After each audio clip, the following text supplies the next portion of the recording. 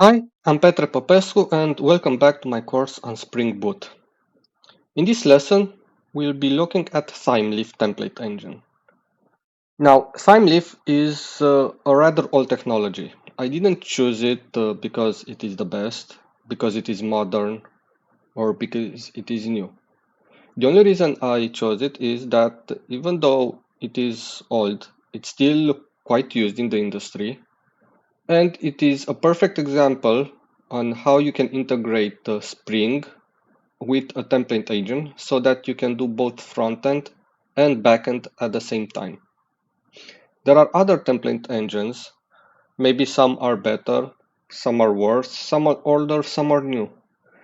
But Thymeleaf, I found that is a really good mix between old and new and has a lot of features that makes front-end development inside the Spring Boot really easy and very productive.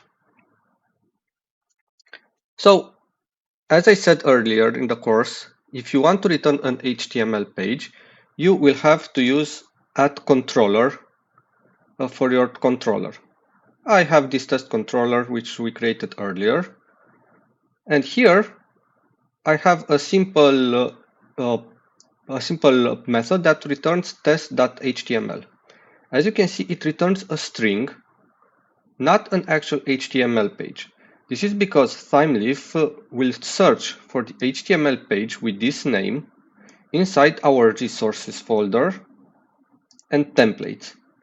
And as you can see, I have a test.html file here, and it's very simple, just a title and a header. I already compiled my application, and now if we go to our browser, you will see that test controller is rendered with the title.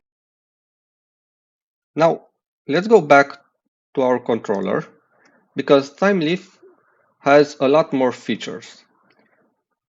For example, let's assume that you want to send data from the controller to the template engine so that you have dynamic information displayed on the page. I have here another HTML page called with variable,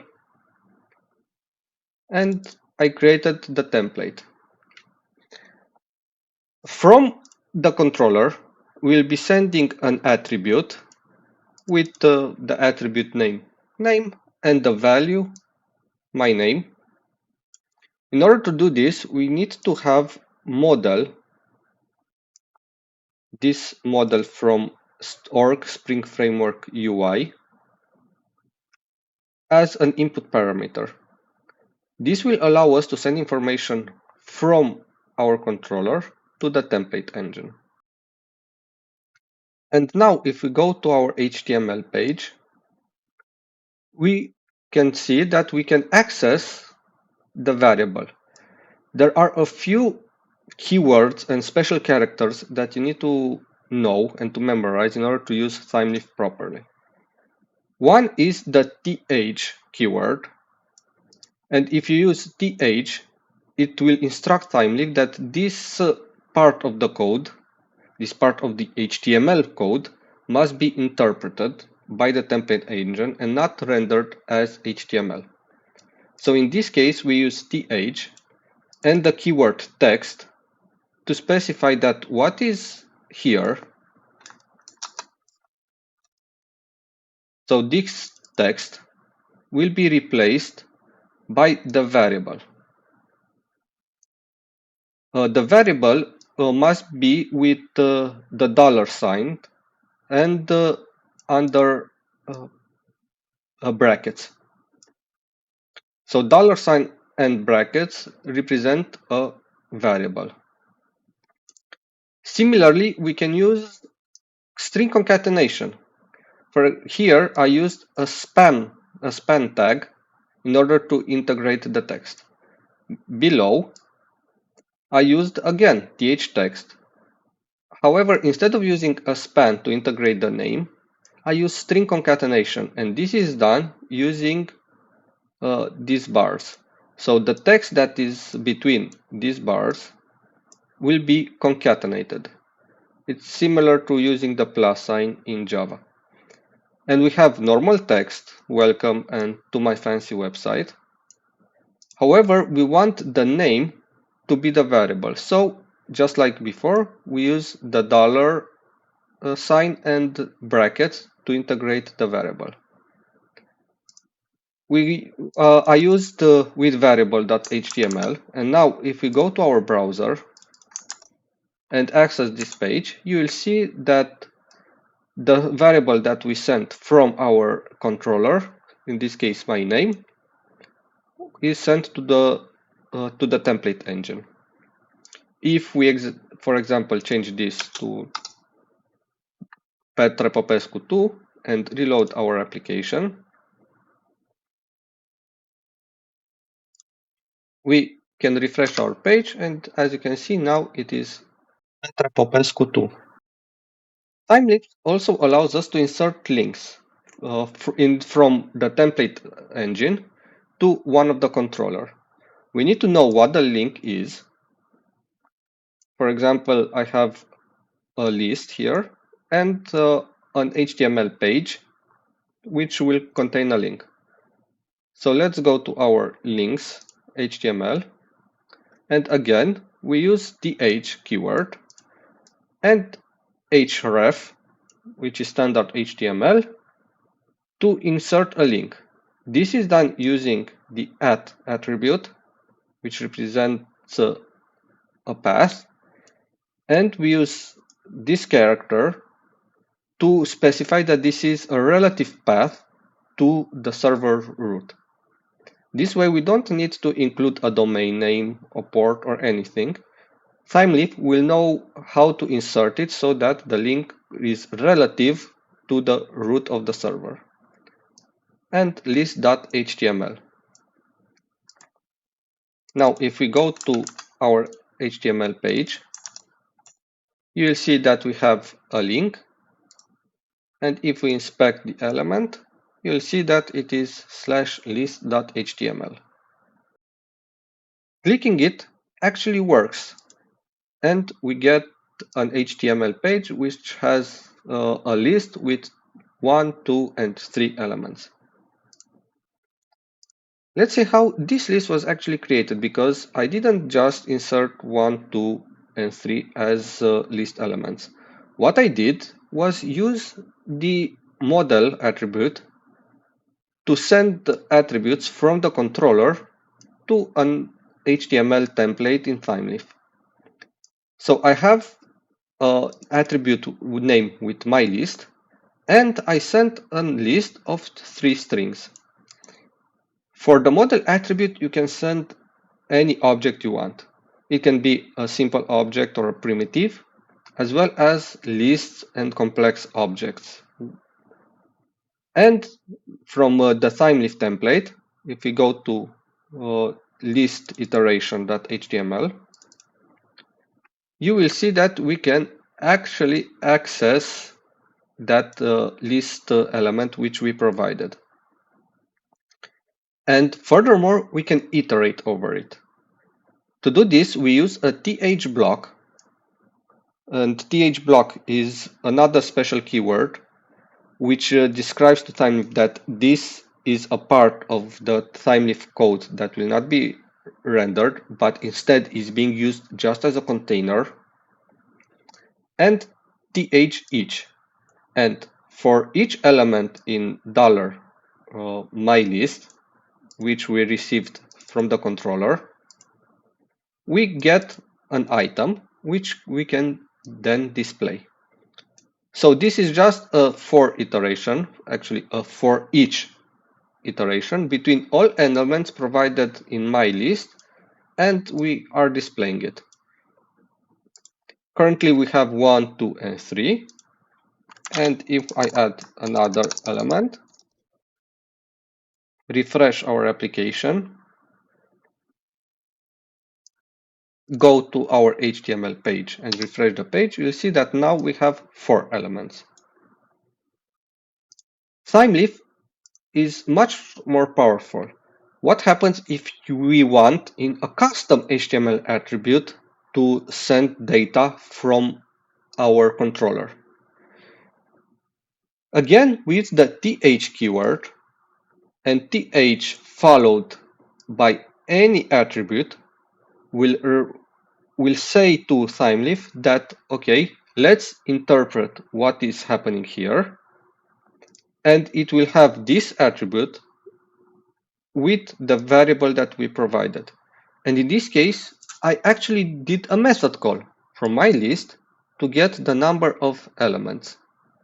So now the list in our HTML page will contain an attribute called num items in list, which will have the value, the number of elements in our list.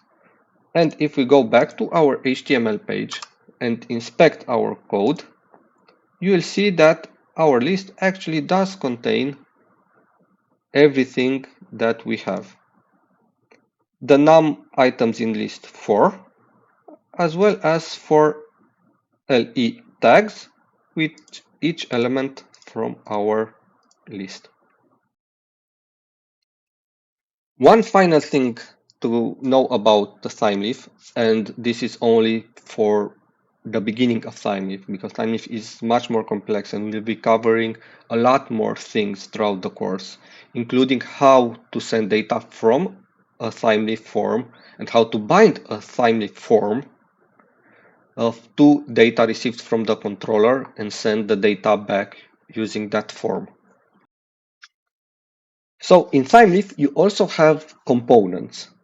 It's similar to modern JavaScript frameworks, where you write a part of the code in a component and then you can reuse that component multiple times.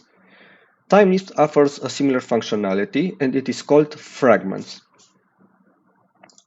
Here I have one simple fragment which I named job fragment. It is in a separate HTML file.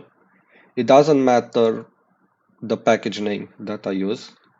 It can be any package name you want, but for simplicity, I use fragments. And here I have a fragment, which is described with th fragment, and it has a name and input parameters, similar to a function call.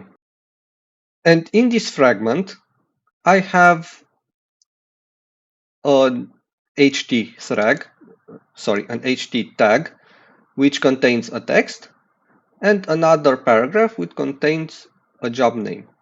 As you can see, I have the job name as input parameter. However, I don't have the name variable as input parameter. And this is because Thymeleaf has one special feature, and that means that all variables that are from the parent template are automatically accessible in the fragment. So if I have, as we do here, I send a name, again, my name, to our HTML page, any fragments that are included in that HTML page can be automatically accessed.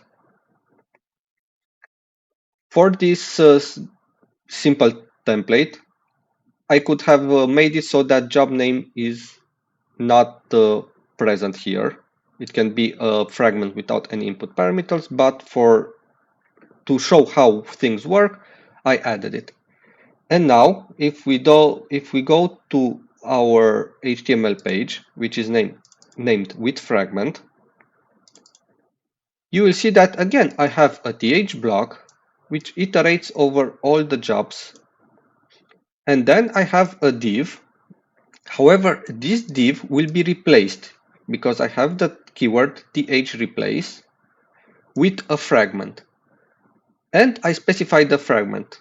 Again, I have this character which represents relative path to this file, and fragments slash simple fragment. So this is the HTML file that contains my fragment. And after that, using this annotation, I specify job fragment, which is the fragment name as described here, and the variable. So the variable name is job name, which will take the value job, which is the job from our jobs list. If we go to our page in the browser,